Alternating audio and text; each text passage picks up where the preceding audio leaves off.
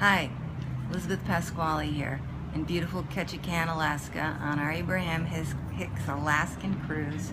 And one question that I wanted to ask Esther, Abraham, and that even though I didn't get into the chair yet to ask her, she answered, was about animal communication. And she told this story about Jerry when he worked in the circus, and they were in Cuba, and there was a really big lion and a big cage with the lion in it. And Jerry found that if he could come up to the edge of the cage where the lion was lying and place his hand right behind the lion's ear and just scratch his ear, and the lion would purr with this deep rumble.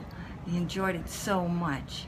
And then Jerry found that he had to remove his hand on the very instant that he thought of it, because if he didn't, the lion would bite his hand because the lion didn't want him to ever stop rubbing that sweet spot behind his ear.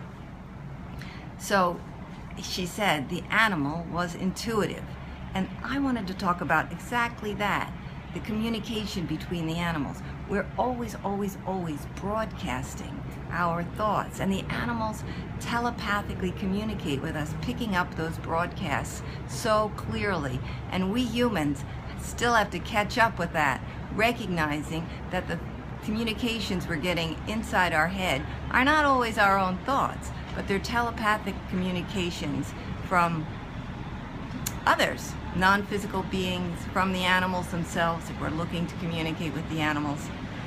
So be aware you're a broadcasting and receiving mechanism, and this is your first communication, and words come second. You know yourself. You can feel a situation, feel if someone is friendly, feel if they're not, feel if they're anxious, long before they tell you, oh no, I'm not worried. The broadcasting is always true, while the words may not be exactly on the mark. So sending you lots of love. Be aware of your broadcasting, and also be aware of your receiving. Bye.